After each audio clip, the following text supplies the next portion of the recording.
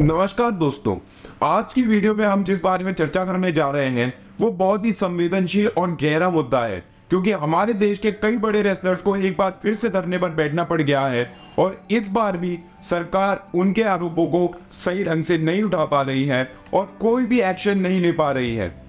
जी हाँ दोस्तों, जिस आरोपी के ऊपर उन्होंने पिछली बार भी धरना किया था उस पर अभी तक कोई एफआईआर रजिस्टर नहीं हो पाई है, क्योंकि शायद वो बहुत ही पावरफुल और सरकार में अच्छी पकड़ रखने वाला व्यक्ति है। तो इस बात से ये बात फिर एक बार सिद्ध हो जाती है कि हमारे देश में अगर आपके पास पावर है तो शायद आपका कोई बाल भी बांका नहीं कर सकता है।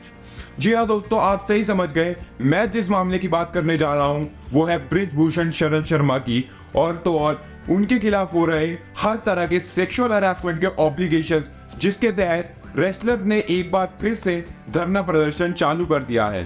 तो इस केस का नाम है बृजभूषण सिंह वर्सेस भारतीय रेसलर्स। तो क्या है पूरा मामला और क्या है उसके पीछे के लीगल फैक्ट्स और कानूनी दस्तावेज, आइए देखते हैं। नमस्कार दोस्तों, मेरा नाम है समर्थ, चैनल का नाम है लीगल सोच। तो करते हुए संविधान को प्रणाम, आइए शुरू करते हैं। हमारा गुनाह यही है कि हमने कहा कि आप नेशनल कैंप के पार्ट तभी बनेंगे, इंडिया टीम के पार्ट तभी बनेंगे जब आपको नेशनल लड़ना पड़ेगा। हरियाणा के 90% खिलाड़ी हमारे साथ हैं। सेक्सुअल हरासमेंट हुआ या नहीं हुआ? हाँ। कतई नहीं हुआ, कतई नहीं हुआ। एक भी सामना कर दे तो मैं फांसी पर लटक जाऊं। बड़ी खबर, बृजभूषण शरण सिंह के खिलाफ 2 एफआईआर दर्ज। दिल्ली के कनॉट प्लेस थाने में दर्ज हुई एफआईआर। पहली एफआईआर पॉक्सो एक्ट के तहत दर्ज की गई। दोनों एफआईआर पर पुलिस ने जांच शुरू की।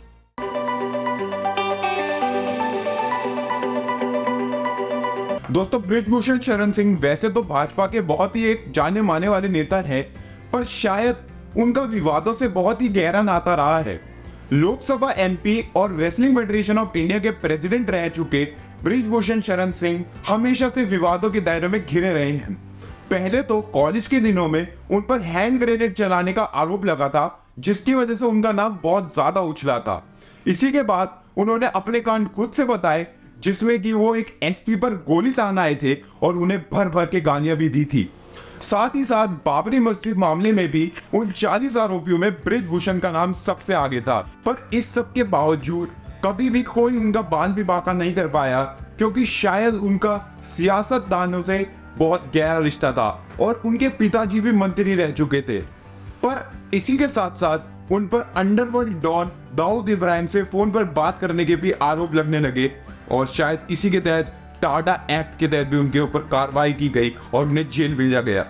पर इस सब के बावजूद वो फिर दोबारा से राजनीति में लौटे और फिर उनका एक ये वीडियो वायरल हुआ।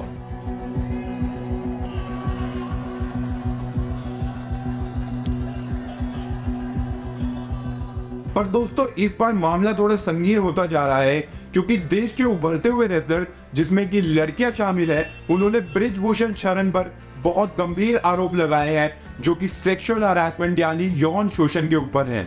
और साथ साथ उनका साथ इस बार देने आए हैं देश के जाने माने रेसलर्स साक्षी मलिंग, बजरंग पुनिया और विनेश फोगाट, जिन्होंने बृजभूषण के खिलाफ धरना खोल दिया है और इस बार उनकी मांगे भी कड़ी है। तो क्या बृजभूषण इस बार बच पाएंगे?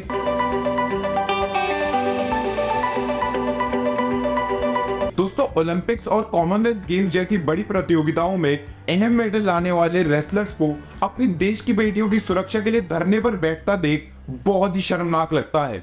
दरअसल मामला 3 महीने पहले का है, जब ये सभी रेसलर्स एक बार धरने पर बैठे थे जंतर मंतर पे और इनकी शिकायत थी बृजभूषण शरण के खिलाफ, जिनकी जूनियर रेसलर्स ने अपनी कहानियां सुनाई थी कि उन्होंने सेक्सुअल हरासमेंट फेस किया है बृजभूषण द्वारा। लड़कियों द्वारा यौन उत्पीड़न की शिकायतें मिलते ही इन रेसलर्स का खून खौल उठा और इन्होंने जंतर मंतर पर धरना देना चालू किया और सरकार से ये गुजारिश करी कि वो बृजभूषण के खिलाफ कोई कार्रवाई करे और तो और उन्हें उनके पद से भी हटाए।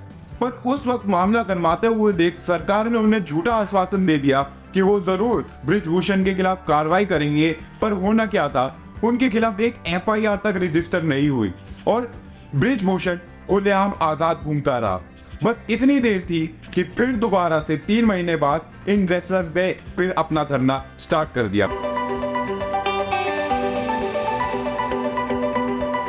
दोस्तों, देश में बीजेपी सरकार का बोलबाला है और उसके नेता और मंत्री हरफन मौला हर जगह घूम रहे हैं।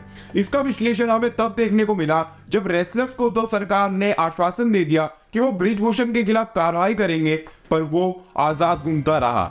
इसी बीच ऑस्ट्रेलिया से भी एक खबर आती है जिसमें कि बलेश धनखड़ नाम के एक बीजेपी हेड, जो कि ओवरसीज फ्रेंड्स ऑफ बीजेपी नामक एक संस्था के हेड थे, उन पर सीरियल रेपिस्ट के चार्जेस लगे और उन पर कार्रवाई हुई ऑस्ट्रेलिया के कोर्ट में, जहां उन्होंने 5 कोरियाई विमेन के साथ रेप किया था। दोस्तों, इस खबर के सामने आने की देर थी कि बीजेपी ने अपना पल्ला दोबारा से झाड़ लिया और बलेश धनखड़ को निष्कासित बताया। तो जब वो बाहरी किसी अपने आदमी को नहीं पहचान रही तो वो कहां देश में बैठे ब्रिजभूषण पर कोई कार्रवाई करने वाली थी। इसी मामले को राजनीतिक तौर पर पकड़ते हुए देख रेसलर्स ने भी सभी पार्टियों को आमंत्रण किया कि वो आकर उनके साथ इस धरने में जुड़े। और जब ये धरना अब बड़ा होता जा रहा है तो सुप्रीम कोर्ट ने भी इसका संज्ञान लिया और ब्रिजभूषण पर कार्रवाई करने की बात कही। तो क्या ब्रिजभूषण पर कार्रवाई होने वाली है? आप अपनी राय जरूर दें।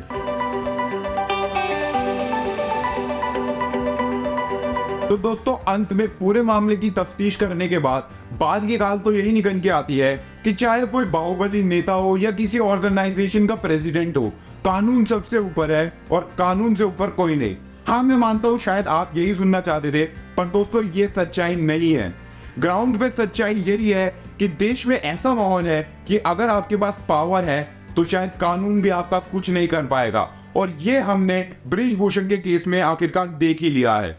पर दोस्तों, अब इस प्रथा को समाप्त होना पड़ेगा, क्योंकि देश अगर आगे बढ़ना चाहता है तो देश में कानून सबके लिए एक बराबर ही होना चाहिए और पावरफुल लोगों को भी अपनी पावर का गलत इस्तेमाल करने से रोका जाना चाहिए। तो मैं तो ये कह के बस अपना मुंह बंद यही कर लूंगा, क्योंकि मामला बेहद संगीन होता जा रहा है और मेरी तो यही राय है कि जो जैसा करेगा वो अपने आप देगा। अंत में लीगल सोच की भी अपनी एक राय होती है जो हम हमेशा रखते ही हैं, तो इस पर जरूर गौर कीजिएगा। ना कर तू गुमान अपनी इस ताकत का, ये ताकत सदा नहीं रहेगी। ना कर तू गुमान अपनी इस ताकत का, ये ताकत सदा नहीं रहेगी। और थोड़ा झुकना सीख ओ बंदिया, शायद यही तुझे एक अच्छा इंसान बनाएगी।